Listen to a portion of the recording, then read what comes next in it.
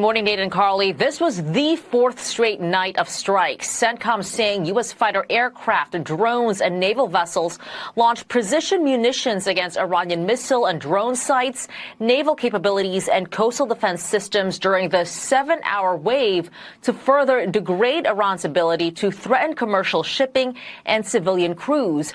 Iran, meantime, retaliated against U.S. bases in Jordan, Kuwait, and Bahrain. The strikes took place on the same day that the U.S. imposed the naval blockade of all Iranian ports.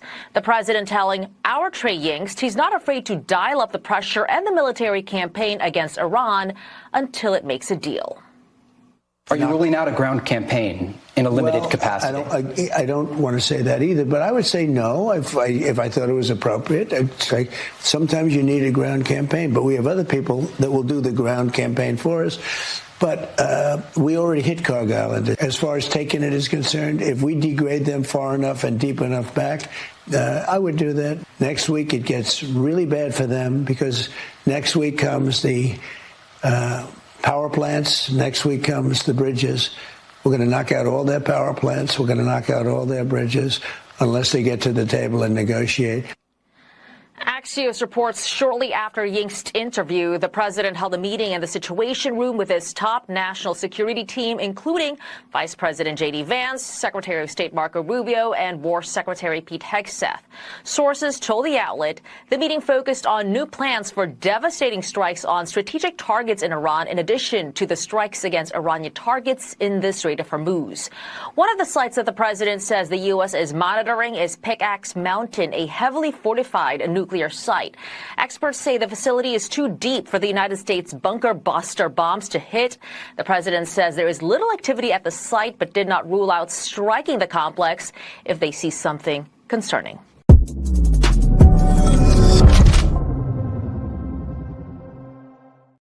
Here we go, ladies and gentlemen. We have one rowdy show for the brigade this morning. We are going to be rolling with Senator Ted Cruz, Anna Paulina Luna, and John Fredericks directly from a President Trump event live. It is going to be a wild day.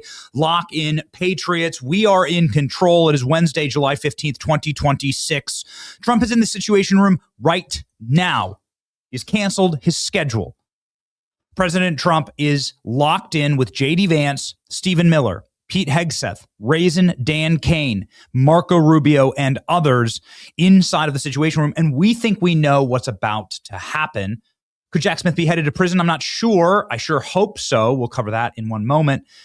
Ladies and gentlemen, a stacked show for you. My name is Benny Johnson, and this is The Benny Show. We keep our energy up with the Blackout Coffee. You know the Blackout Coffee. It sits here inside of the coffee mug that we are holding here. Look at that little peace bird. That's what we want. We don't want war, we want peace. But sometimes you got to bring the energy in order to have peace. Sometimes you got to make war to make peace. And I think that's what's going on. It's the language of the Iranians. We'll see. But we got wartime energy right now with our Blackout Coffee. Blackout Coffee shows up for us every single day. It is on our front porch because we're part of the Blackout Coffee membership club. Their 250th anniversary blend is what I'm drinking right now. Go to blackoutcoffee.com/Benny. Use coupon code Benny for 20% off your first order. That's blackoutcoffee.com/Benny. Join the coffee club today to upgrade your mornings and lock in Patriots. Okay. Ladies and gentlemen, we will have Ted Cruz here in just a moment. It's going to be we're going to have a rocking show.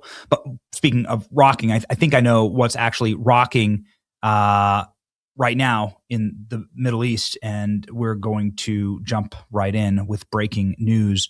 An Iranian jet is en route to Qatar right now, Flight Trackers show. It's carrying an official delegation to Doha. Qatar has been the go-between for indirect U.S.-Iran talks. The recent memorandum of understanding, Tehran is insisting that it won't meet U.S. officials directly. So it looks like something is about to happen, and that's because Iran, well, there won't be much left. What is going on right now? I recommend, if you are locking in for a summer vacation, that you don't plan on going to the Persian Gulf, particularly the Strait of Hormuz, particularly the islands around the Strait of Hormuz. which are the military islands that have been weaponized by the Iranians with Air Force bases and sea naval bases, scouting towers. They are being destroyed systematically right now in daytime strikes. I will show you the aftermath of these strikes. Islands like Kish. This is an island, if you're interested in going to either a men's beach or a ladies' beach, if you're into segregated beaches, this could be the island for you. It also happens to be a massive naval base and Air Force base for the Iranian military, and it is now without power or water after U.S. strikes. It is effectively uninhabitable. Qashem Island was hit hard, black smoke rising throughout the island, varying reports of massive power outages throughout the entire island. This is the major scouting island that they use for the Strait of Hormuz. Happening right now, Greater Thumb Island. Look at that. It looks like a thumb, and it's been reduced to a thumb after a absolute savage series of bombing runs, ladies and gentlemen, that has actually freed up the Strait of Hormuz, shockingly. Now, I thought the Strait of Hormuz was closed, and it turns out that it's actually open. There were 21 ships. Now, there should be 100 ships a day is healthy traffic. So it's a quarter of the traffic that it should be. But 21 ships passed through the Strait of Hormuz yesterday, even though Iran said that the strait was completely closed. Is this because America is degrading their capacity to actually wage war? I don't know. But right now, it is daytime, and Iran is getting hit hard. CENTCOM says that the Greater Thumb Island was the target today, and holy smokes, those targets are, well, getting hit extremely, extremely hard. We have some various footage from the strikes. This is the 5th Naval Headquarters in Bandar, Iran. It's completely destroyed today by U.S. strikes forces. More than 30 missiles hit the compound's critical infrastructure, neutralizing operational capacity. Why do you think the Iranians are flying to Qatar right now? They're doing it because, well, there's not going to be much left after President Trump gets through. We have brand new footage of missile launchers getting nuked, yeeted from the sky. And we're going to have a lot more of that, ladies and gentlemen, as we can see that there is a massive bombing campaign that is going on right now, and also a massive race in order to completely bypass the Strait of Hormuz. Now, this is what I find particularly fascinating, is that this was supposed to lead to all of the Gulf states here, UAE, Oman, Qatar, Saudi Arabia, Kuwait, all of them making deals with Iran and coming into the Iranian sphere of influence. But it's done the exact opposite. Now, every single country around here is building massive ports on the other sides of their nations, pipelines. The UAE and Dubai announced a pipeline yesterday.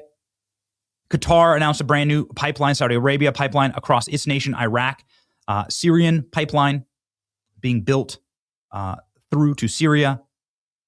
And, you could just do this, right? Boop. You just pop right over and bypass this strait. And they're doing more than just bypassing it. Like, obviously, this is what these islands look like right now. This is Qashem Island. The attacks have been totally and completely devastating. President Trump promised this. But now the Gulf states are joining in. The United Arab Emirates bombing missile sites for the terrorist Houthis right now. And the Saudis bombing yesterday Yemen. This is a proxy state for Iran. The Saudis are launching hard strikes against the Iranian allied militias in the region. They're also allowing HIMAR missiles to be launched from their sovereign territory. So I want to just real quick geographic breakdown here of where Iran is. This is not a big gulf. This is about 55 miles right here. So a HIMAR missile system that is run by the U.S. Army, these are mobile missile stations that are satellite guided, precision missiles. You can't really hit them. They launch and then they can move pretty quickly. And they're being launched from Qatar, Bahrain, Kuwait. They have a range of 350 miles.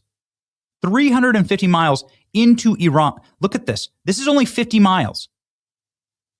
So you're talking fixed mobile launchers, no aircraft, pretty cheap deployment of missile barrages, and no American lives really in jeopardy at all because Iran doesn't have the capacity or the technology to strike back quickly. And they're surrounded by these very specific HIMAR missile systems that are intended to launch the missiles strategically, target 350 miles away. 350 miles is like launching a missile from the outskirts of Boston to Washington, D.C. It is an enormous range for a missile. And so you can see the missiles here launching from Bahrain. So everything has been weaponized right now against the Iranians. And the question is, will they have anything left? Well, this is the breaking news as of this morning. President Trump is locked into the Situation Room. Trump held a Situation Room meeting with massive new Iranian strikes. President Trump held a Situation meeting Tuesday to discuss a massive offensive in Iran that would widen the scope of the current strikes around the Strait of Hormuz, three sources with knowledge said.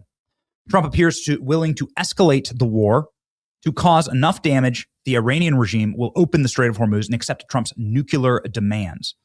Trump convened the meeting of the U.S., conducted strikes on the Strait of Hormuz, southern coast of Iran for the fourth day in a row. Most of the targets were air defenses, radar systems, anti-ship missiles, positions, and drone launchers. Iran retaliated by launching a couple missiles and drones at U.S. bases, but not really doing any damage. U.S. officials said the aims of the strike were to significantly degrade Iran's ability to conduct attacks around the Strait of Hormuz.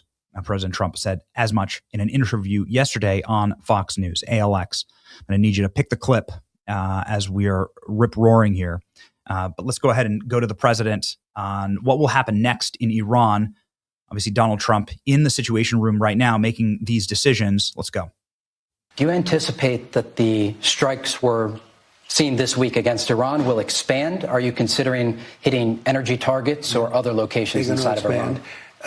I'll save the energy targets for last, but ultimately we'll hit energy targets, yeah. But we're going to hit them very hard tonight. We're going to hit them very hard tomorrow night. We're going to hit them very hard the night after. And then next week it gets really bad for them because next week comes the power plants. Next week comes the bridges. We're going to knock out all their power plants. We're going to knock out all their bridges unless they get to the table and negotiate. Do you believe the Iranians are serious about making a deal? I think they have no choice. Well, it looks like that deal may be heading our direction. Again, we are tracking the flights right now and the data out of the Middle East. I want to say the position of this program is that we don't want war. We want peace. Sometimes an ugly peace is better than a hot war. War is uglier, but you need an ugly war to get to an ugly peace. And sometimes the language of war is the only thing that people understand. The language of force is the only thing that some people understand. And I'd like for the GOP, quite frankly, to use wartime tactics and to be more forceful. Here, ladies and gentlemen, are the first images of what the U.S. is doing right now to Iran to degrade their military capacity. You can see here a major scouting location. Look at that. You see that? This is breaking right now. This is happening as we speak. Daytime bombings. These are on purpose. Here we go.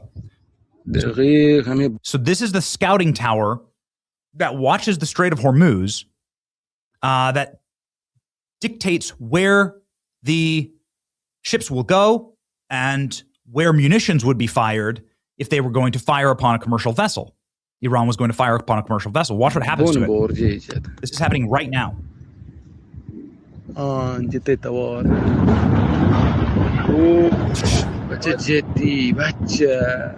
going to be able to use that any longer? And I'm surprised it's still standing. Is it operable? I highly doubt it. We got more. Here we go. 2 underground missile launcher facilities, the IRGC, struck by U.S. Air Force in Shiraz, Iran, just a while ago. This morning, same facilities were used to launch ballistic missiles in Kuwait and Bahrain. Bahrain. Sorry about that. Okay. So you can see here, again, daytime strikes. These are on purpose. This is why Trump was in the Situation Room yesterday. This is why Trump canceled his plans and is in the Situation Room. These are daytime strikes intended for the propaganda value of look at how devastating this all is.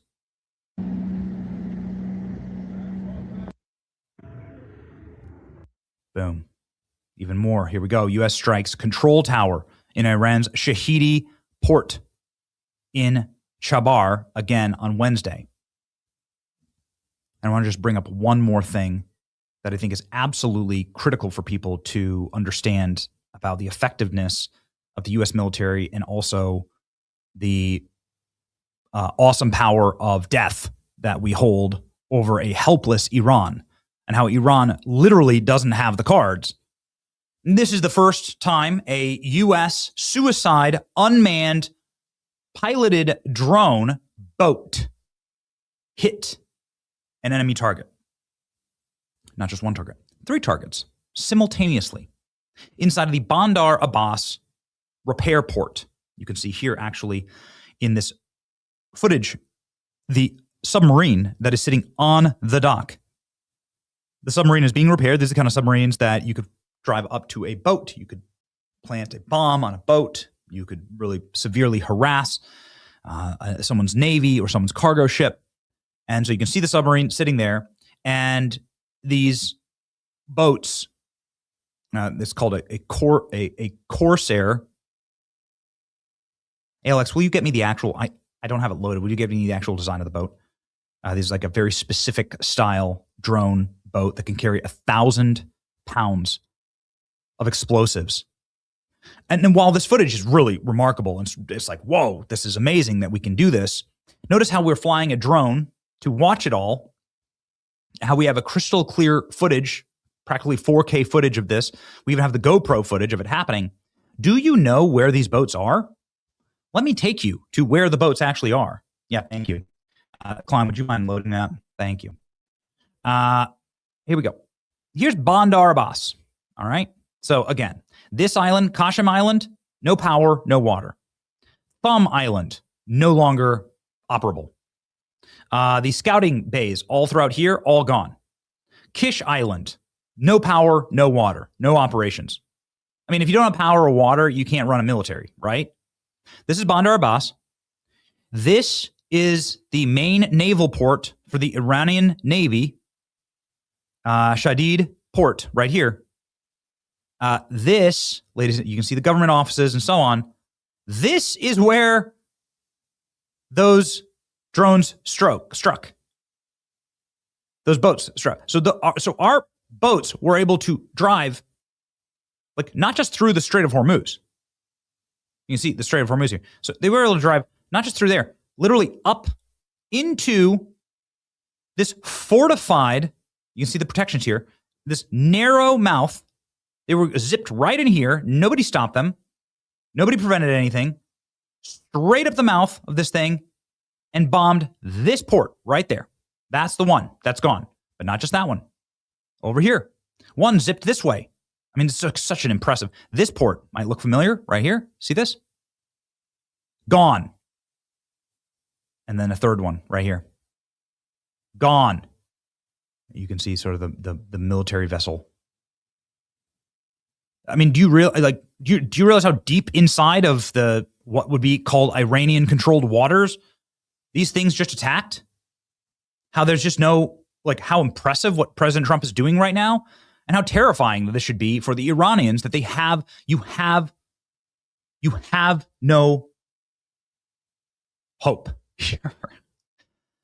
I am efforting for peace. Sometimes you need to make war to make peace. Sometimes war is the language that people understand. I want to get very quickly, because I want to ask Senator Cruz about this. I want to get very quickly to Jack Smith yesterday. And what Jack Smith did, and why we should be waging war on Jack Smith, and how important it is to wage war on these deep state operations, whatever you want to call them. Like, it's patently illegal. Ted Cruz is a big fan of the Constitution. Patently illegal what they've done. Jack Smith yesterday after saying under oath. I'm sure we have the clip. Let's go ahead and play. Jack Smith said under oath that I never got any text messages from members of Congress. Play it. Did the toll records that you requested from the senators, did they include the content of the phone calls? No. Did the records that you requested, the toll records from the members of Congress, include the content of text messages? No. Can you explain for us on the record? Oh, okay. So they didn't include any of the text messages from any of the. Okay, got it. Thank you. You were under oath there. So let's go ahead and check in. Go ahead and check in on exactly what we learned yesterday. Not only did you get the text messages, you got the text message from 44 different members of Congress. They're live on your screen right now. Some of them are our dear friends. Some of them are dear friends of Ted Cruz, like Chuck Grassley, Ron Johnson, John Cornyn, Lindsey Graham. May he rest in peace. Josh Hawley, Mike Lee, Cory Booker. Okay. Definitely don't want to go through Cory Booker's text messages. Dan Sullivan, David Perdue, Lamar Alexander. It's like half the Republican Senate. Rand Paul, Rick Scott, Susan Collins, Tim Scott, Tom Cotton, Kevin McCarthy, Jim Jordan. You probably heard of them.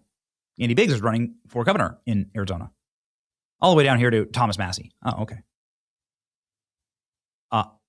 Jack Smith lied under oath. There is a major criminal penalties that are levied for lying lying to Congress under oath, but also major criminal penalties for spying on members of Congress. Joining us live right now is Senator Ted Cruz, who I would really like to go over all of this with. Somebody who's a big fan of the Constitution and law and order. Here we go, live with Ted Cruz right now. Oh, I'm sorry. Ladies and gentlemen, my team is telling me that we have a slight, okay, they were saying he was ready, but we have a slight technical problem with the senator, and that now he's ready. We had a slight audio issue. Good. Glad we solved that right now. And now while we were live, here we go, live with Senator Ted Cruz. Let's go.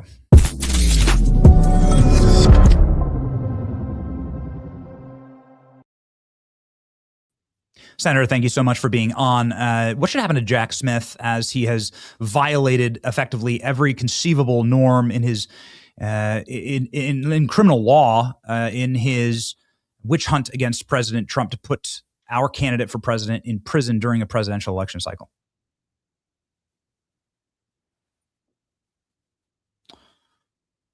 Ladies and gentlemen, unfortunately, Ted Cruz can't hear us, so we're going to go back to our producers and hope that we can get the senator. We have the senator shot and live. Unfortunately, he just cannot hear us, so we're going to jump on over and let our producers check in with him and make sure that everything is good.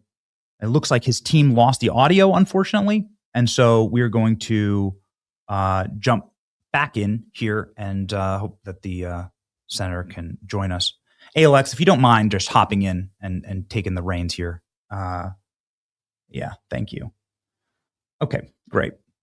All right. While we await our producers to make sure that Ted Cruz can hear and that we can roll forward, I hope that you roll forward in your financial future with Advantage Gold. Advantage Gold can make sure that you are locked in and ready to roll and that your audio is working. If your audio is working, then you would want to hear that gold is, of course, outperformed the S&P 500 by an order of magnitude over the last 20 years.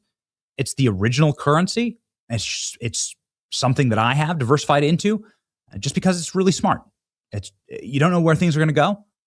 Things go up, stuff goes up and down. You don't really have the history except for you do with gold. So 5,000 years worth of history and value can make sure that you have some security, because remember, everything is reduced down to its most basic element. If it's made out of paper, it reduces to the price of paper. It's made out of ones and zeros, it's reduced down to the price of the ones and zeros. It's made out of government currency, then it's reduced to the price of our debt, which is astronomical. Ladies and gentlemen, Advantage Gold can lock you in today. Text Benny to 85545. That's Benny to 85545. No cost, no obligation, no pressure. Check your allocation today and make sure that you're diversified a bit into precious metals. Here we go. Ladies and gentlemen, we're awaiting once again Ted Cruz in sort of limbo here with our production team, and we'll make sure that the senator is locked and ready. We can go to the president from last night as we await, explaining a little bit more about what we should expect to see in Iran. Again, as I have stated definitively, we want peace. We don't want war. We want $2 gasoline. Unfortunately, sometimes the language of some parts of the world is war. It seems like there is a great fracturing of what's going on inside of the Iranian regime. It seems like there's great battle going on as to how to address and approach the United States. There seems to be some major divisions in that country right now. President Trump talking about them right here.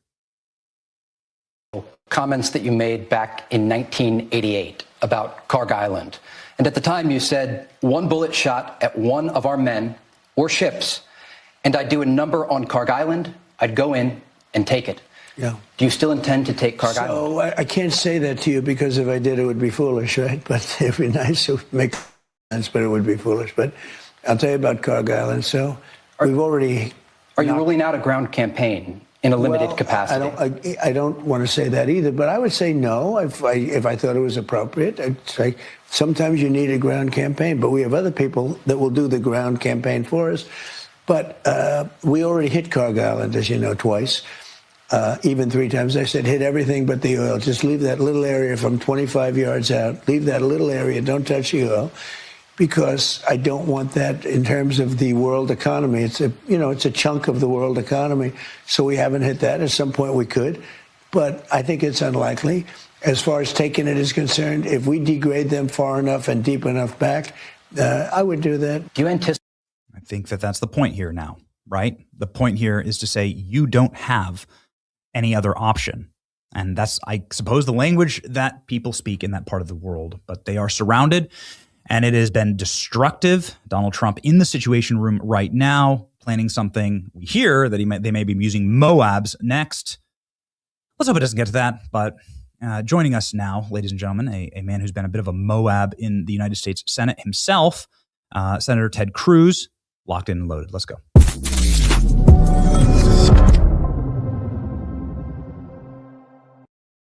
Senator, sorry about the technical difficulties there. All good. Good to be with you, Benny. So we're talking about going on the offensive, going on the attack, and sometimes that's the only language that people understand. I'd like to redirect that towards Jack Smith, who hoovered up an enormous number of senators, your colleagues, enormous number of Republicans, private text messages yesterday, and lied about it under oath. That's a federal felony. It's a crime. What should happen to Jack Smith? What's going to happen to Jack Smith? Well, look, Jack Smith was part of one of the greatest abuses of power we've seen in modern times. It actually makes Watergate pale by comparison. Watergate was a couple of second-rate burglars breaking into the DNC. Jack Smith, with the official imprimatur of the Department of Justice, spied on and persecuted virtually all of his political opposition. If you look just at the Congress, he ended up getting the phone records of 20% of the Republicans in the United States Senate, myself included. That is not the job of the Department of Justice, to be a spy agency to spy on the opposing party. He targeted over 400 conservative groups, conservative activists under Joe Biden. This started under Barack Obama, but it really metastasized under Joe Biden. The Department of Justice and the FBI and the alphabet soup of the federal government became weaponized, targeting their political opponents. And you ask what should happen? Everyone responsible for that abuse of power should be held accountable. And if they violated federal criminal laws, they should be prosecuted. So Jack Smith lied under oath. We just played the footage. He said that, no, I didn't take any text messages, but he took 44 members of Congress's text messages. If somebody stole your phone, if somebody mugged you and stole your phone on the street, they'd be going to jail for a very long time. Should Jack Smith go to jail for a very long time? Yeah, look, legally, it's a different situation because he did so under color of law. He did so as a prosecutor. There are a lot of things a prosecutor can do that a mugger on a street can't do. So before bringing a criminal prosecution, you'd have to look into what the legal standard was and also what his intent was. But the scope of it was breathtaking. It was a massive abuse of power. Whether it was a criminal offense, that's a different question. because prosecutors have broad authority to engage in searches and seizures. Now, the Fourth Amendment requires any search and seizure be reasonable, but for it to be a criminal offense, that threshold is quite high. I don't know if the evidence has demonstrated that yet. I think the Department of Justice ought to be looking at that question very closely. So the next question is going to be President Trump's address to the nation at 9 p.m. tomorrow night. Apparently, he's going to be revealing an enormous amount of evidence of voter fraud. Do you have any insight into this? I don't. You know what I know. Voter fraud is a persistent problem. It's why I and others have been fighting for months to pass the Save America Act. I think the Save America Act is common sense legislation to protect against voter fraud, to prevent illegal aliens from voting, to require photo ID. I expect that's going to be a significant part of what he talks about, but what he's going to say specifically, I think we'll all learn that at 9 o'clock when we turn the TV on.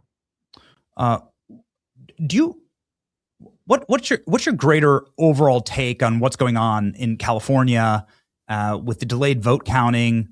I know that you're trying to fix it with the Save America Act.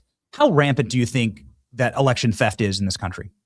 You know, it is hard to know for sure. It certainly occurs, and it occurs persistently. What I do know is the steps you would take to prevent election fraud, Democrats systematically oppose. A number of years ago, there was a big bipartisan commission to study election fraud, and it was chaired by Jimmy Carter, former Democrat president, and James Baker, former Republican Secretary of State. And the Carter-Baker Commission studied it carefully. They had a number of conclusions, bipartisan conclusions. They concluded voter fraud is real. It has occurred many times. It has changed the outcome of multiple elections. And they went and laid out a series of common sense recommendations. Here's how we prevent voter fraud. One of their recommendations was photo ID, require a photo ID to vote. Another recommendation was limit the use of mail-in ballots, that mail-in ballots increase the likelihood of voter fraud. Another recommendation is end ballot harvesting. Ballot harvesting is the corrupt practice where you have a political operative go and collect the ballots of other people. And the problem is that's actually the worst of the practices because it increases the likelihood of voter fraud. You have, say, a young Democrat operative that goes to a senior citizen's home and goes room to room. And there may be people who have dementia, have no idea what's going on. And they sit there and fill out the ballot and say, you want to vote for this communist and this communist and this communist. And the poor guy with Alzheimer's has no idea what's going on. And they send that ballot in. And let's say they run into, your Aunt Susie, who says, damn it, I want to vote for Donald Trump. And she checks Donald Trump on the form. Well, if this operative is really dishonest, they take that ballot and throw it in the trash, and they never send in the ballots that they don't like, and they only send in the ballots that they like or that they've filled out. Those recommendations make a lot of sense. Actually, a lot of those recommendations are in the Save America Act. What is the position of every single elected Democrat in Congress? It's like they went down the list of the Carter-Baker Commission, said, how do we prevent voter fraud? And then they inverted all of them. Okay, let's do the opposite. Let's have no photo ID. Let's have all mail-in balloting. Let's have ballot harvesting everywhere. The Democrats' behavior is designed to maximize voter fraud. And let me say, California, I would call them a bunch of clowns, but that's not fair to circuses. These guys, they cannot run an empanada truck. They don't know what they're doing. Look, they're still counting ballots. By the way, Texas has 32 million people. We managed to have elections. And in our elections, we count the ballots, virtually all of them, within a few hours. Occasionally, if you have a congressional seat that is decided by a couple of votes, you may have a recount last a little while. But in virtually every election, you know the results by 8, 9, 10 p.m. Maybe if it takes a little while, it'll take till midnight or 1 in the morning. Texas does that. Florida does that. And yet California can't figure out how to count a damn ballot. That is deliberate. The people who have put that system in place, the longer they stretch it out, the more it invites theft and fraud. And the people running California, I think they believe that's how they stay in power, is through fraud. They want to maximize the fraud. So how is the Save America Act going to get passed? The House just passed new legislation, must pass bills, and they're putting it piecemeal into those bills. Do you approve of this strategy? Look, I approve of doing anything possible to pass the Save America Act. I'm an original sponsor. I've been fighting for it. What I've been advocating in the Senate is that we force the Democrats to do a talking filibuster. Right now, the way they filibuster is they just say, I filibuster, and that's it. We don't make them actually stand up and talk and talk and talk. Think Jimmy Stewart in Mr. Smith Goes to Washington, talking and talking till he's falling over. Remember back in 2013 when I filibustered Obamacare for 21 hours standing on the Senate floor. We should make them do that and make them talk till they can't talk anymore and they collapse. So far, I have not been able to convince 50 of my Republican colleagues to do that. I will tell you, last night, I had dinner with Steve Scalise, the majority whip in the House. Steve is a good friend of mine. And much of what we talked about is the House is trying to pass another reconciliation bill. Reconciliation is the process that you can get around the filibuster. You can pass legislation with just 50 votes, and they're working to include as much of the Save America Act in that reconciliation bill as possible. I very much support that effort. In fact, he and I spent a lot of time talking about how you do it. Reconciliation has peculiar rules. It happens under a statute that lays out what's called the Byrd Rule. It's a 6-part test. The basic gist of it is reconciliation. You can do things that are budgetary, but not policy. And so part of what you have to do is take the Save America Act and write it, turn it into more of a budgetary provision to be able to do it on reconciliation. But I think that is very worthwhile. That I've also talked with President Trump about that. I think we should be doing everything possible to advance this. Just one quick question about Mitch McConnell sort of going missing for a month. Do you think that should be normal? You know, Benny, it's weird. The Senate is a strange place. You and I have known each other a long time. The Senate is the only place I know where you regularly see your colleagues grow old and die. It's a very strange look. In most jobs, you know, when your colleagues get older, they retire and go home. People die all the time, of course, but they don't generally keep going to work until their last moment on earth. Yes. The Senate, I mean, since I've been here, I've seen multiple colleagues. You see them get older, wither up. You see them get Alzheimer's. And look, I saw, you know, whether that was John McCain, we saw that, or Dianne Feinstein. And there's no doubt Mitch has aged dramatically. When I first got here, Thad Cochran had very serious dementia issues. Joe Biden, look at the national stage. Joe Biden was not mentally competent to be president. Every Democrat hid that from them. It's a problem. I don't think, look, I'm 55 years old and people look at me like I'm a young Skippy in short shorts. I have said, by the way, Benny, you ever want to feel young? Just get elected to the Senate. You will feel so damn young. I mean, my colleagues reminisce about Eisenhower. That's just, it's a strange institution. Look, Mitch's health has been declining the past year. There's no doubt. His plan is to serve out the rest of the term.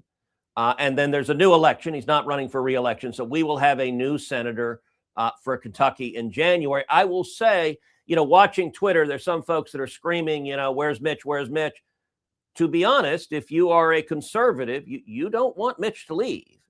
Because if Mitch leaves, our 53 vote majority drops to 52. That vacancy and how it is determined whether there's a special election. Look, you've got a Democrat governor in Kentucky who almost certainly would try to use a vacancy for mischief. So if you want President Trump to keep winning victories, you want Mitch McConnell to stay in the Senate as long as he is physically able. I don't know his exact health conditions. He's been in the hospital. He put out a statement a couple of days ago saying that he's recovering, and I assume that's right and that he'll come back. But there's no doubt he's getting older. We're all getting older. Look, we're all headed on that path. But in the Senate, you watch your colleagues, sometimes in Technicolor, in their last days on Earth. Yeah, I mean, it seems wrong. Would you be in favor of either term limits or some type of limit to say this just can't happen? We have obviously seen what happens to the portfolios of many of these members of Congress, except for Lindsey Graham. To his great and dying credit, Lindsey Graham lived a very modest life and did not become obscenely, didn't take the Ilhan Omar route, or the Nancy Pelosi route.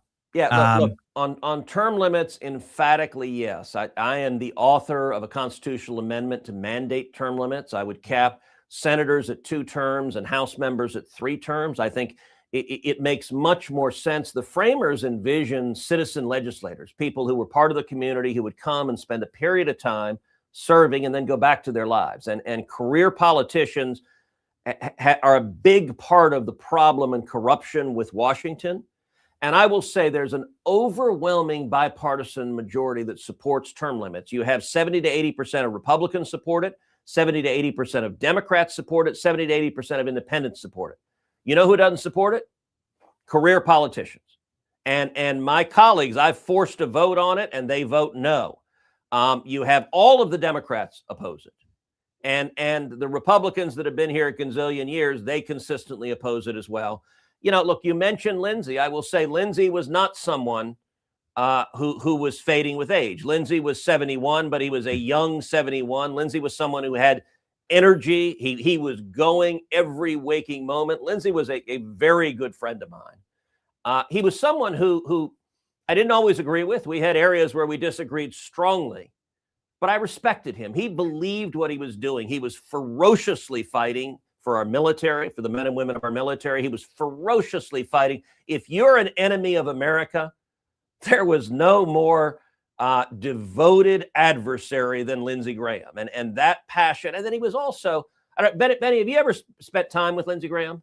Oh yeah, we made the old cell phone video, and Trump gave out his number. We made that video, that famous Lindsey Graham meme where he's owning the lib. I filmed that just randomly. I just happened to catch him at the right time. So we had some work with Lindsey Graham. I can see why he's so successful in politics. He's like all constantly laughing in the face of his haters. Good Southern gentleman to the last, and a great sense of humor. Great sense of humor. One of the funniest people I've ever known. And he was witty. I used to periodically, I would ask Lindsey and John Kennedy, I'd be like, all right, which one of you is funnier? And they both kind of puff up their chest and go back and forth. And I think the answer, John Kennedy is a better stand-up comedian. Like if you give him a routine, he can deliver it beautifully. But a lot of what John does, he's worked on. I mean, he's thought about and said, Lindsey was wittier just off the cuff, just sitting there in a conversation. Lindsey would pop out with things that you would double over laughing. I've had, I don't know how many dozens of meals with Lindsey. Your ribs would hurt from laughing so hard. And he was always self-deprecating. He would just make fun of himself. Now, look, Lindsey was much more of an interventionist than I am. But Lindsey would make fun of that, too. He'd be at lunch. He'd be like, isn't there some country we can invade somewhere, please? Like, and there was something, as I said, I didn't agree with him on it, but there was something charming about like laughing about it. And he believed what he was advocating. In terms of, look, his modest life, his entire life was public service. He spent 33 years in the Air Force. He spent 23 years in the Senate. He grew up, his parents owned a pool hall and a bar. And I think that's where he learned the gift of gab is, you think about the best bartender you've ever seen, who's easygoing. You come in and you're celebrating a great moment in your life. You're mourning a divorce or the loss of a child or some tragedy. And as a bartender just talks to you and is easy and comforting. That was where Lindsey picked up as an easy rapport. And he spent every waking moment. He traveled all over the world. Look, Lindsey didn't have a wife. He didn't have kids. He spent every minute he was awake working. And in some ways, his last couple of days I thought were fitting in that Lindsey was in Ukraine meeting with President Zelensky, which he did many, many times. He then came back. He was in D.C. on the phone with Donald Trump, and he was Donald Trump's closest friend in the U.S. Senate. And it was interesting. Trump and Lindsey disagreed on 1,000 different things, and yet Trump loved him because Lindsey would talk to him early in the morning, late at night on the golf course. He would make Trump laugh, and he was good at, sometimes Trump would agree with him, a lot of times he wouldn't. So his last night, he's in Ukraine, he's talking to Trump on the phone, and he's scheduled to go on Meet the Press Sunday morning, the next morning. It would have been his 64th appearance on Meet the Press, and he died that night. I'm still shocked and saddened to lose my friend, but there is something almost beautiful that he went out literally doing what he loved every waking moment. I don't know that I could write 3 things that are more prototypically Lindsey Graham than what he did in his final 24 hours. That's right. And he, of course, will be best known for his bulldog defense of Brett Kavanaugh, Yes. which was one of the bravest things anybody's ever seen, frankly, in the Senate. Ferocious, and it turned that hearing. You worked at the Supreme Court. Yeah. You worked for which Supreme Court justice? Chief Justice Rehnquist. And so you know that institution well. Many in the base are very frustrated with Amy Coney Barrett and very frustrated with some of the ways that the decisions have come down, particularly Barrett. She's sided with the conservatives only 45% of the time since the Dobbs decision. They haven't found the Dobbs leaker, and we saw the birthright citizenship ruling that, again, just constantly disappoints. It's hard for me to think of the left getting to pick 6 Supreme Court justices and thinking that 2 of them would constantly side with the right. I highly doubt that would be the case, chance. Senator. So what's your take on this? Did we make mistakes? Did Amy Coney Barrett lie? You obviously know a great deal about this. Look, I will say one thing, which is it is difficult to assess a Supreme Court justice until you have at least about a decade. I mean, it just takes some time. I think it's a mistake to have any one case define that justice. I've written several books on this topic. One is entitled "One Vote Away: How a Single Supreme Court Justice Can Change History." And actually, just next month, I have a brand new book coming out that is a biography of Clarence Thomas. And it tells the story of Justice Thomas. He's a good friend. He sat down for a series of one-on-one interviews, and it tells both his personal story that is extraordinary, but it also goes through his jurisprudence. In 2028, Clarence Thomas will become the longest-serving Supreme Court justice in history. So I think Justice Thomas is one of the most extraordinary human beings to have ever lived, and so the new book coming out tells that story. Justice Barrett, I've been disappointed by several of her rulings, but it's early, and we'll assess her career over the years. There is a difference. The Democrats, when they appoint to the Supreme Court, they are not looking for judges who will follow the law. They are looking for partisans who will impose left-wing policies 100% of the time. And with virtually no exception, that's what they get. They view the Supreme Court as an instrument of power. I will say, Republicans, to our credit, we are not looking for conservatives who will impose conservative policies in every case. We are looking for people who follow the Constitution and follow the law. That's the right thing. And that sometimes means that the conservative outcome doesn't prevail. The court is different from the legislature. Republicans also historically have been lousy at picking Supreme Court justices. Many of the people that we put on the court ended up being among the most liberal disasters of justice. William Brennan was put on the court by Eisenhower. Harry Blackmun, the author of Roe versus Wade, was put on the court by Nixon. David Souter, John Paul Stevens, Earl Warren, all of those were Republican nominees. Sandra Day O'Connor. Yep. I do think today, at least, we treat Supreme Court justices much more seriously than we did previously. You look at Eisenhower. Eisenhower made 2 appointments. Earl Warren, and he did that, a very liberal Republican who'd been governor of California. And Eisenhower had cut a deal with him at the convention where Eisenhower got nominated to be president, had cut a deal that he would give Warren the first vacancy at the court. And what happened was Chief Justice Fred Vinson died unexpectedly. And so suddenly the chief position was open. And Eisenhower sent his attorney general to fly to California to ask Warren if he had understood the deal to be an associate justiceship or would it apply to the chief. And Warren replied famously, the first vacancy. And that's how Earl Warren became Chief Justice. Bill Brennan was a Democrat. He was a liberal Democrat on the New Jersey Supreme Court. And Warren did it because he was trying to be bipartisan. It was a different era. The court had not yet weaponized itself, and people did not perceive the power of it. So Warren did it as, let's be bipartisan. Brennan was a Catholic Democrat from New Jersey, and he was trying to reach out and broaden the tent. Brennan was brilliant, but did more damage to the court and the Constitution, perhaps, than any other justice. He was incredibly effective in moving the court to the left. Although I think both of those guys would be, quite frankly, repulsed and shocked and would clinch their robes if they saw some of the rulings from Ketanji Brown Jackson. Yeah, look, I hope that's right. Justice Jackson is a hardcore left-wing partisan. She is not doing the job of a judge. She is not pretending to do the job of a judge. Look, I went to law school with Ketanji. She was a year behind me in law school. We were both on the law review together. I knew her. We were not close, but we were friendly. She was perfectly fine as a person. She was perfectly nice and charming, but she is a left-wing activist who happens to wear a black robe. And look, when you have someone that is so woke, that is so partisan, that they cannot answer the question, what is a woman? That tells you an enormous amount. And in her time on the court, I have not seen one decision that varies from what the most radical Democrat activist would do if you just said, what's the political outcome that our side favors? 100% of the time, that's Ketanji Brown Jackson and what she does. So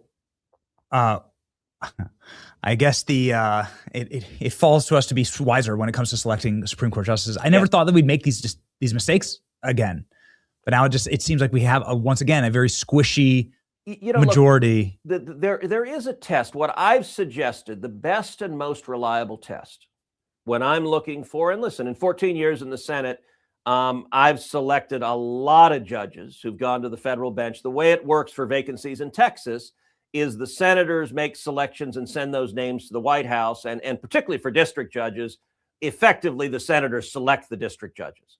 I will say I'm proud of the federal judges we put on the bench in Texas in my tenure here. What I'm looking for, and what I've advised President Trump to look for, is a proven record. Show me someone who has been, if you look at the greatest Supreme Court justices of modern times, Antonin Scalia, William Rehnquist, Clarence Thomas, and Sam Alito. Those four stand above all else. Those four all have things in common. All four served in government.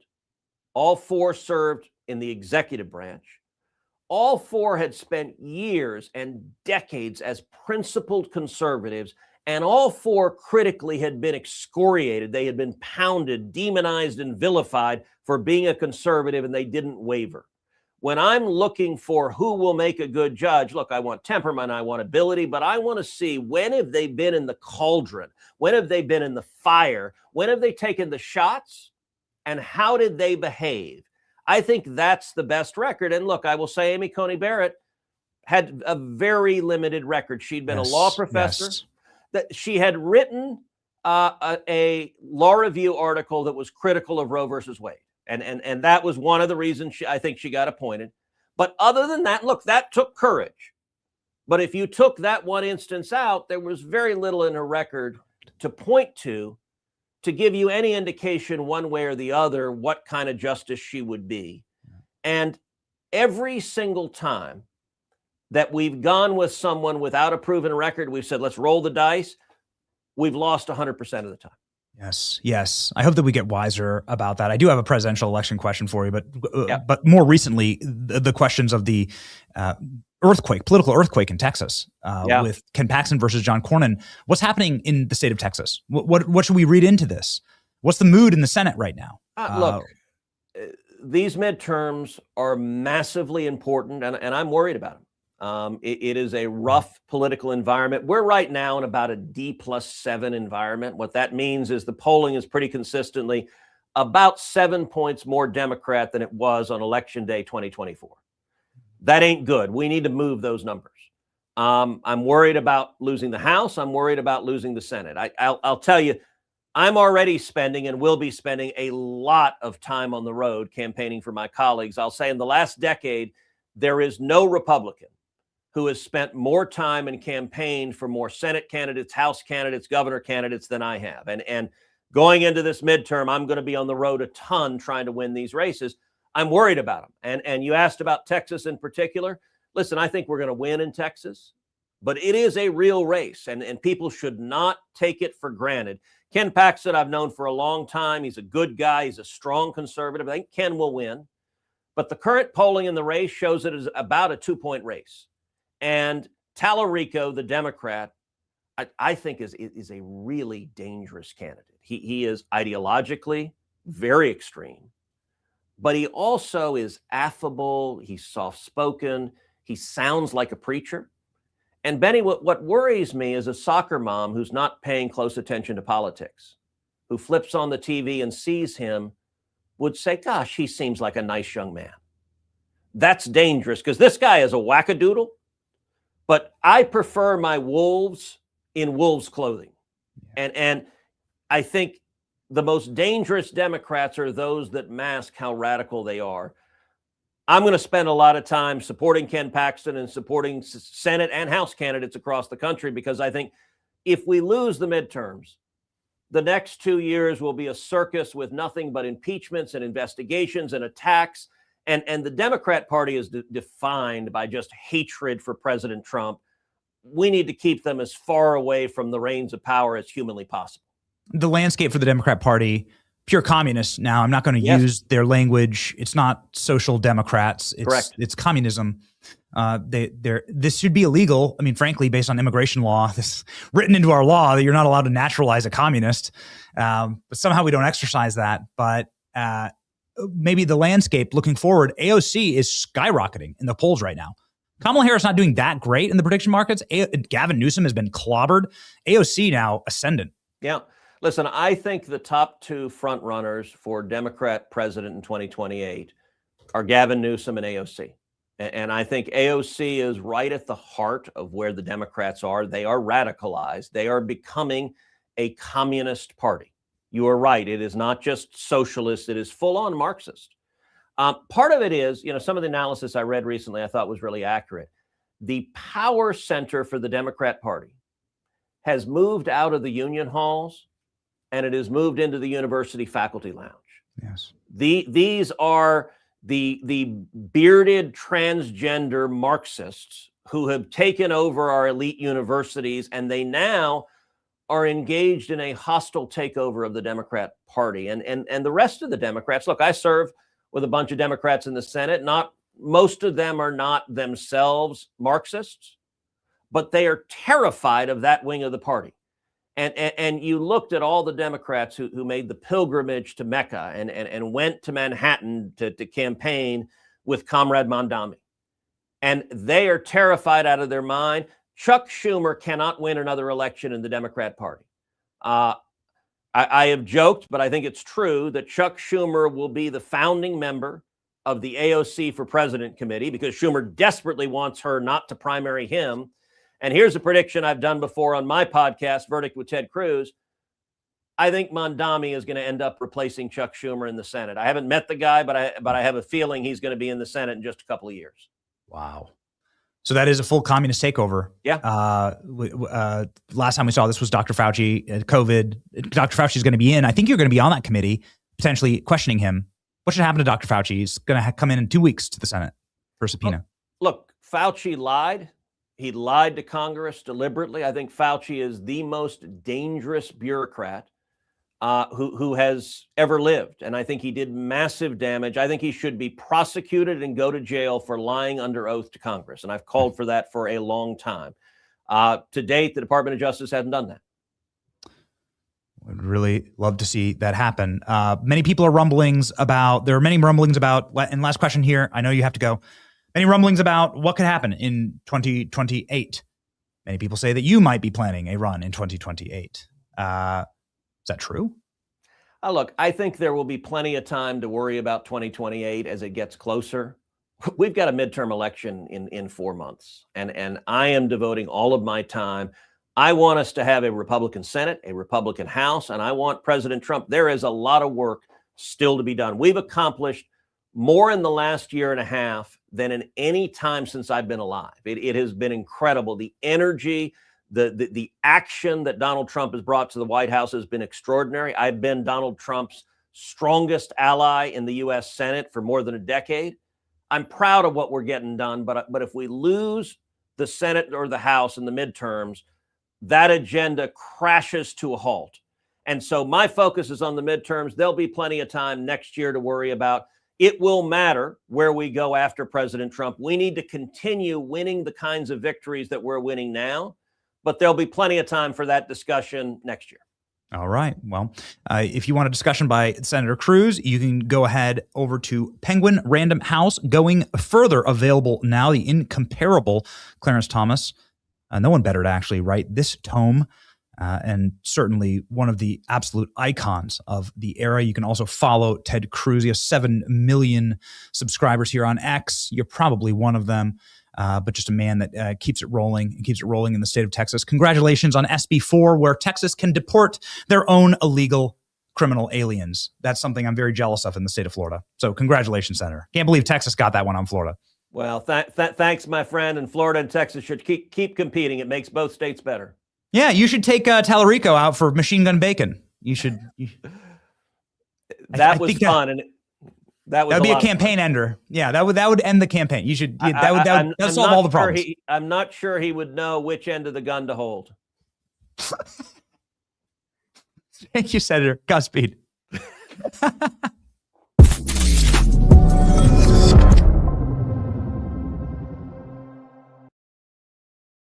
All right, very good. Got a Tallarico burner in there. All right, it's just in time. Just in time. Serious stuff to talk about. Covered a lot of ground there.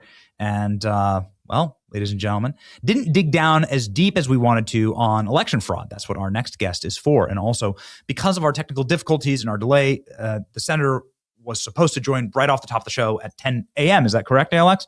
We were supposed to get like 20 minutes with him. But unfortunately, because of the technical difficulties and some delays, we had to push through our time for Congresswoman Anna Paulina Luna, and she had to move on. And so we will be rebooking the Congresswoman. We're sorry about that.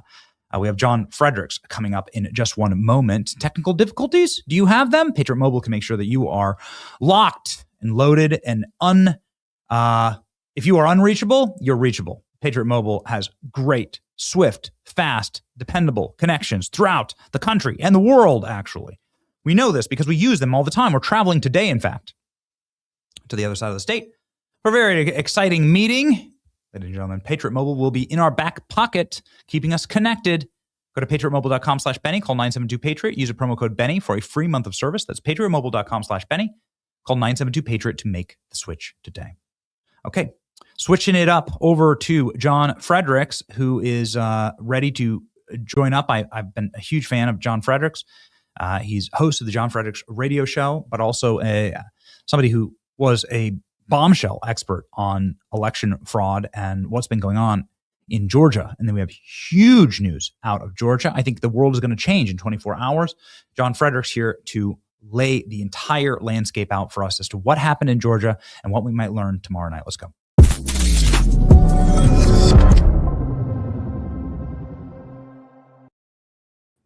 John, thank you so much for being on the program. I apologize for the slight delay here. We had some technical difficulties and we're locked and loaded. I just want to jump straight to Georgia because it seems like that's what we're going to be talking about tomorrow night. President Trump makes his address. Can you perhaps give us a preview of what you believe may have been found? We hear that the FBI has surged 300 agents to Fulton County, that they've really ratcheted up. The executives in Fulton County are preparing for criminal charges. What are they going to find? Well, first of all, Benny, thank you for having me. And I really appreciate it. Big fan of your show and what you're doing. I'm live right now in Pennsylvania at the War College in Carlisle. Dave McCormick putting on the Defense Innovations Summit. President Trump's going to be here in a couple hours, and he'll be addressing us at about 2:30, 3 p.m. Eastern. We have been following this Georgia election fraud debacle since basically 2020. And let me break this down for you. From the very beginning, 6 years later, we're still trying to get these ballots of forensic audit and find out what exactly happened. We had several affidavits after the election in 2020 of veteran, I'm talking about veteran election officials on the Republican side that have been serving for some time on the election board who submitted affidavits saying that they thought upwards somewhere between 25 and 30,000 mail-in ballots were basically fraudulent, that they were on pristine paper when they were being counted. They weren't folded. Now, to have a mail-in ballot, you got to put it in an envelope. It means you got to fold it. They weren't folded. Well, that's odd. How did they get there? What, did somebody steam them? Right? So we had that going on. Then they were on paper, they said, when they were counting the ballots, the paper felt much different than the regular paper on the ballots. Then the affidavits of veterans said they all voted the same way right down the line. And there was a squiggly mark for Biden that was all the same on every ballot they counted.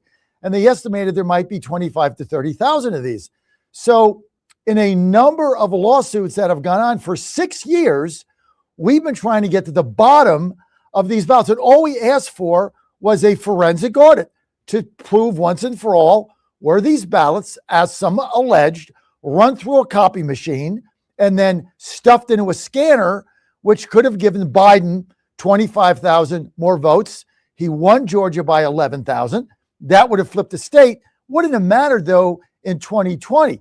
But what it did matter, Benny, it changed the balance of power in the United States.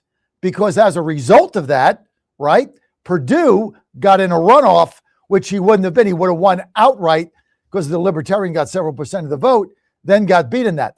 Perdue would have been the senator. You had no John Ossoff. You also would have had Senator Kelly Loeffler and no Warnock.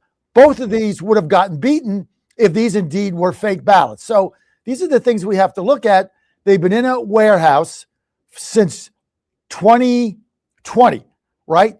And we had a number of lawsuits. Every time we got close to getting them, somebody didn't have standing. It got thrown out. It got stopped. A number of judges got involved. We never got to the bottom of this ever. That's why Tulsi Gabbard went in there, wanted to make sure those ballots were still secure in a warehouse. Here's the other thing I want. I want to make sure there's 30,000 envelopes that go with the alleged 30,000 fake ballots, because doesn't mean you can't match the envelope with the ballot. Those are gone. But if you have 30,000 less envelopes than you have ballots, and the ballots weren't folded, you tell me how the hell they got there. This has been going on for 6 years. When the first lawsuit broke, the Fulton County commissioners, in order to protect the people that were counting these, hired not election lawyers. They hired some of the highest priced criminal defense attorneys they could find in Atlanta.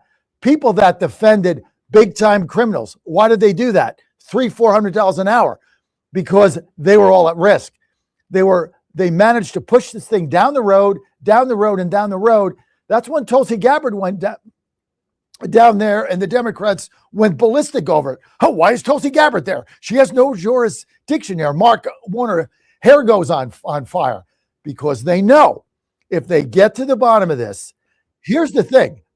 I actually hope they do a forensic audit, and I hope these ballots are proven to be valid. Because think about if they're not. And you're probably saying, John, why do you hope that? Because I don't think they are, but I hope they are. Because, Benny, if these are proven to be fake, you changed 2 Senate seats. You changed the electoral votes of a state that could have affected who was president.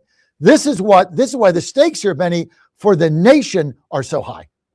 So Rudy Giuliani's been on the program saying that based on his assessment of all of this, it is his opinion that they had a ballot printing factory that was close to the actual location where they were counting these ballots, and that the water pipe breaking and the boxes being pulled out from underneath the table, that they're all connected. Have you seen any evidence of this? Well, you know what? I was there for that first hearing that Mayor Giuliani did back in the day. This was like going back, I think, December of 2020. I mean, it was a long time ago. I remember being actually physically at that Senate hearing. Brandon Beach ran it. Burt Jones ran it. Just got beat for the gubernatorial nomination there as a Republican. But they were state senators at the time, so I was there. And this is what they were alleging, that basically in the warehouse that was adjacent to where you count the ballots, that they had a printer that was actually printing ballots. And these are the allegations. None of this has been proved, Benny, so we have to say that. It's not been proved, but the allegations were that. We covered this in depth. I went around the state talking to a variety of people, but the allegations were they were printed, they were run through a machine. That's why they're all on the same paper. Paper didn't match the ballot paper. There were no envelopes. Paper wasn't folded, right? How do you get a ballot in an envelope and not fold it? Kind of odd. And that there was a squiggly mark that Susie, one of the veterans there, the big one, she has ended up running for Congress, got beat. Susie Voiles was there, Voiles, if you want to look her up, Susie Voiles. And she said that the ballots that she was counting, they had all the same squiggly mark for Biden, one after the other, one after the other. It was all the same. So she alleged that they ran through a copy machine. Well, she went through her protocol, and what they did was they fired her. Somebody else did that. She ended up, Bridget Thorne also, she ended up being elected to the Fulton County Commission. She went through the same thing. They fired her. So anybody that said that asked a question, they fired them. So that was suspect right there. Nobody would actually let these ballots be adjudicated. And all we wanted was, let's get them out in the open. Let's get the experts in. Let's do a forensic audit and see if these ballots are real. And if they're real, no problem. We're on to something else. But you also got to show me where the envelopes are, and you can't match them. You also got to show me why the paper's different. You also got to tell me all this stuff. And you also got to tell me why, 25,000 people voted for Biden with the same squiggly mark. That's certainly a coincidence. Got to tell me all that. That was never out in the open. That's why Gabbard went there. And now we're going to find out finally what was going on with these ballots. If these are found to be phony, you've got the biggest scandal in the country. This is going to rock the nation because the balance of power in the U.S. Senate got changed. These ballots were fake and they got ran through that machine, Benny. David Perdue would not be in China as ambassador. David Perdue right now would be sitting in the U.S. Senate. The Democrats would not have had a 50-50 tie. Republicans would have won that seat. Perdue would have gotten seated and reelected. That changed the way the country ran. This is some big stuff. Also changed the outcome of the electoral votes in Georgia. Now, even with Georgia, Biden allegedly would have still won if the other votes were honest. But if this comes out, Benny, think of the ramifications. I mean, you rock the nation. Nobody is going to trust another election in the United States. That's exactly right. I mean, my contention is that they've stolen a filibuster-proof majority for Republicans, that there were 2 seats in Arizona and a seat in Nevada and a seat in Wisconsin, plus the 2 seats in Georgia that had very, very shady math on all of them. And that would have given us 60 senators actually right now. So you would have been able to have the SAVE Act with the snap of a finger, actually. Okay, so as an expert in this, as somebody who's on the ground, maybe like the final question for you, John, is what do you think they found, right? Because I couldn't believe this. I tuned into local news in Fulton County, and the local news report has an interview with the Fulton County election commissioner saying, we're preparing for criminal charges against us. Well, I'm not, meaning like I haven't done any crimes, so I would be shocked if I had criminal charges against me. Like only people who've done crimes are probably preparing for criminal charges. And that's what they're saying live on camera to local news stations. So what do you think is going to happen in 24 hours, John? The stakes are very high, Benny, for the country as a whole, let alone the people in Fulton County that are going to have to go through a prosecutorial process if they were found to be knowingly part of this. I'm sure that some were not, but some were. I mean, if this is proven, you think about this, if this was proved to be true, that somebody sanctioned running phony ballots through a copy machine and then brought them over to get counted. And then maybe they put them in that box under the table, or maybe not. Maybe that was a different stack. I do not know. But in either case, if somebody knowingly said, I know these ballots are fraudulent, they're going to change the outcome of a presidential election in Georgia. They're going to change the outcome of a United States Senate race. And I know they're legal, and I'm going to feed them to the scanner anyway. I don't know how you get out of this. This is why the Democrats have fought so hard to keep these sealed. And this is why, there was no standing, there was no this, there was no that. They never got this forensic audit. However, one thing the judges did, they wouldn't let those ballots be destroyed. They were in a protected warehouse. And so finally, we're going to get some answers. And when you're out there saying, hey, there's going to be indictments and I'm going to get a lawyer, well, you got some issues going on. And look, I don't wish that on anybody. And I hope a lot of the lower level people didn't know what was going on, but somebody did. Somebody authorized this, somebody sanctioned it, and somebody put those ballots through a machine. Somebody took them over there. From the warehouse, allegedly, this is all alleged, from the warehouse to the ballot counters, somebody got them in there. And then did the person that run these through the scanner, were they in on it? If they were not, fine, you're going to find out that they were just an innocent part of this, but somebody knew. That's why back in the day, they hired high-powered criminal defense attorneys back when this first started in 2020. And we even questioned that. Why would you spend all this money on criminal defense attorney? One of them is the criminal defense attorney that defended the Ravens, famous Baltimore Ravens linebacker, when allegedly somebody was stabbed in the car coming back from the Super Bowl. Ray Lewis, yes. Ray Lewis, yeah. Right? And he got him off. I don't know what happened there. I just remember cursory following it, but he was in a car after the Super Bowl. Somebody got stabbed, and the cops arrested him.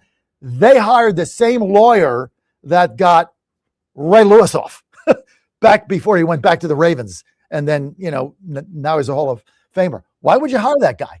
For what purpose? For $500,000 an hour? Why? What a proper Answer metaphor. me that riddle.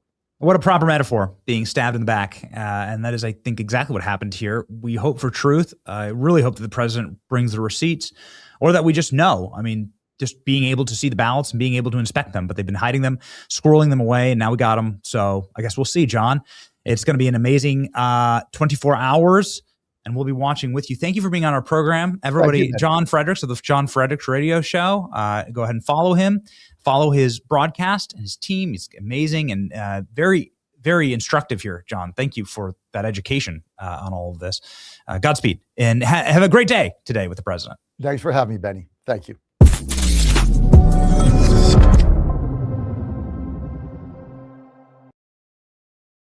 Wanted to put this up. I know that the team doesn't want to play too many assets while we're doing interviews, especially interviews with Ted Cruz, where we already had a couple of technical issues. But this is the poly market that we were talking about that shows AOC just absolutely skyrocketing in the polls right now. Skyrocketing in the polls. So AOC is almost at parity with Gavin Newsom. You can see here. It's crazy right here. Gavin Newsom was at 18% and AOC was at 16% on July 7th. You're talking about a full and total communist takeover of the Democrat Party. And if we play our cards right, we'll be able to pit them against each other, break them up, show the American people, expose them, and we'll be able to win. Ladies and gentlemen, stay locked in, stay hopeful, keep your heart set on God. Jeremiah 29:7, our verse of the day. Also, seek the peace and prosperity of the city to which I have carried you into exile. Pray to the Lord for it, because if it prospers, you too will prosper. Look at this. God saying, I entrust cities, I entrust the governments. God constantly is talking about government, actually. Jesus is actually affirming the power. Give unto Caesar what is Caesar's. Jesus is here for a spiritual revolution among the people. He was there to spark a spiritual, not a political revolution. Everybody expected him to come as a warlord. Christ with his HIMAR missiles, right? And his suicide drone technology and the F-22 fighters. Nope. Everybody was expecting that. You didn't get warlord Jesus. You got spiritual warlord Jesus, who laid waste to the spiritual demons of the time, laid waste to the satanic strongholds, not the physical strongholds. In fact, Christ was like, it's a coin. That's Caesar's face on the coin. Give unto Caesar. Christ was going and healing the Romans. The Romans, they're our oppressors. They're so evil. Rome, it's so evil. That's what the Jews thought. Christ was there healing centurions' Like 1 out of every 3 miracles he's doing for a Roman, actually.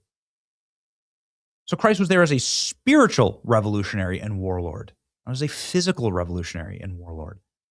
So God has given us this land, this nation. Look at this verse from Jeremiah. God gave us this city.